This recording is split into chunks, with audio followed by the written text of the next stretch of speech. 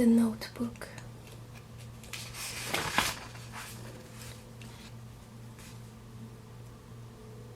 Chapter 1. Miracles.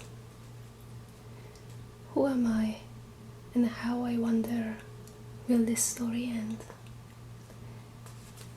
The sun has come up, and I am sitting by the window that is foggy with the breath of a life gone by.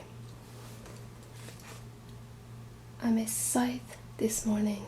2 shirts, heavy pants, a scarf wrapped twice around my neck and tucked into a thick sweater knitted by my daughter 30 birthdays ago.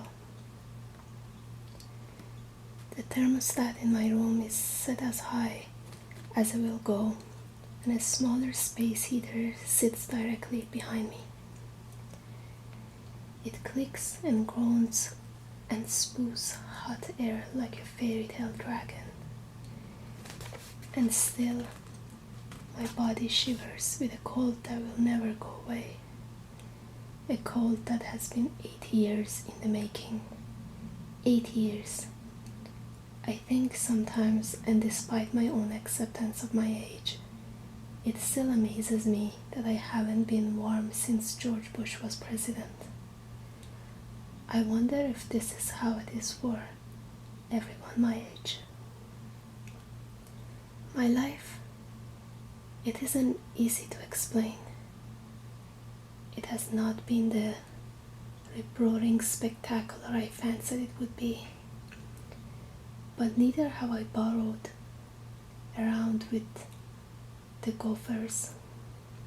I suppose it has most resembled a blue chip stock.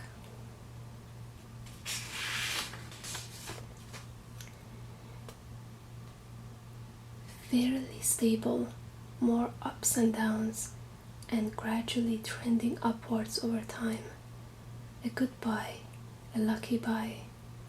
And I've learned that not everyone can say this about this life. But do not be misled. I'm nothing special. Of this I'm sure. I'm a common man with common thoughts, and I've led a common life. There are no monuments dedicated to me, and my name will soon be forgotten. But I've loved another with all my heart and soul, and to me, this has always been enough. The romantics would call this a love story. The cynics would call it a tragedy. In my mind, it's a little bit of both.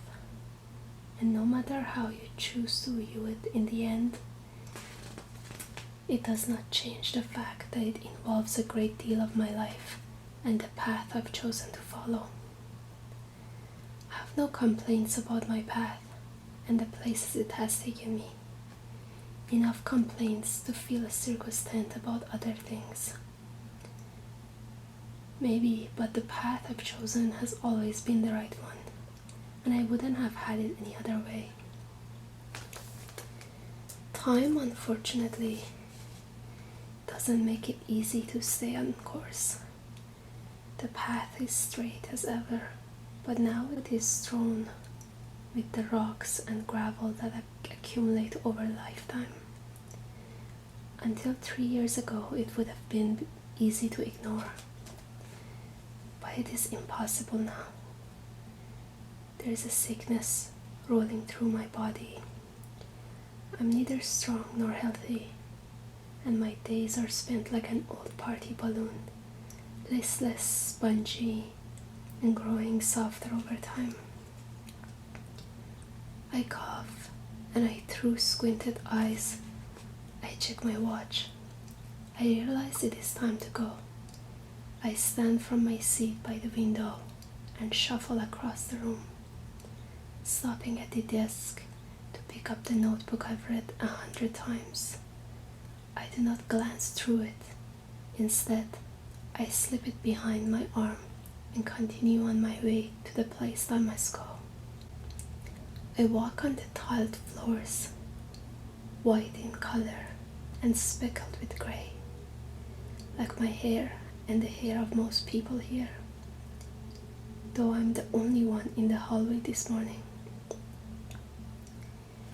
They are in their rooms, alone except for television. But they, like me, are used to it. A person can get used to anything if given enough time.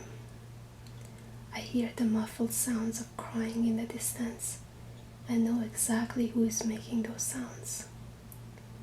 Then the nurses see me and we smile at each other and exchange greetings. They are my friends and we talk often, but I'm sure they wonder about me and the things that I go through every day. I listen as they begin to whisper among themselves as I pass. There he goes again. I hear, I hope it turns out well, but they say nothing directly to me about it. I'm sure they think it would hurt me to talk about it so early in the morning. And knowing myself as I do, I think they're probably right. A minute later I reach the room. The door has been propped open for me, as it usually is. And they too smile at me as I enter. Good morning, they say with cheery voices. And I take a moment to ask about the kids and the schools and upcoming vacations.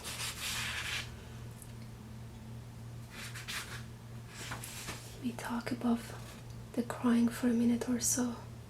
They do not seem to notice. They have become numb to it, but then again so have I.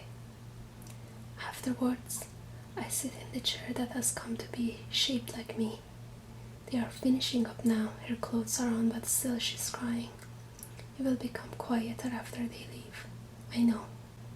The excitement of the morning always upsets her, and today is no exception. Finally the shade is open, and the nurses walk out.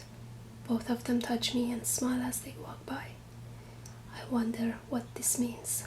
I sit for just a second, and I stare at her, but she doesn't return the look. I understand, for she doesn't know who I am. I'm a stranger to her. Then, turning away, I bow my head and pray silently for the strength I will need. I have always been a firm believer in God and the power of prayer, though to be honest, my faith has made for a list of questions I definitely want answered after I'm gone. Ready now. On go the glasses. Out of my pocket comes a magnifier. I put it on the table for a moment while I open the notebook. It takes 2 licks on my gnarled finger to get the well-worn cover open to the first page. Then I put the magnifier in place. There's always a moment right before I begin to read the story when my mind churns and I wonder, will it happen today? I don't know, for I never know beforehand, and deep down, it really doesn't matter. It's the possibility that keeps me going, not the guarantee, a sort of wager on my part. And though you may call me a dreamer or a fool or any other thing, I believe that anything is possible. I realize the odds and science are against me, but science is not the total answer. This I know. This I've learned in my lifetime, and that leaves me with the belief in miracles. No matter how inexplicable or unbelievable, are real and can occur without regard to the natural order of things. So once again, just as I do every day, I begin to read the notebook aloud so that she can hear it, in the hope that the miracle that has come to dominate my life will once again prevail, and maybe, just maybe, it will.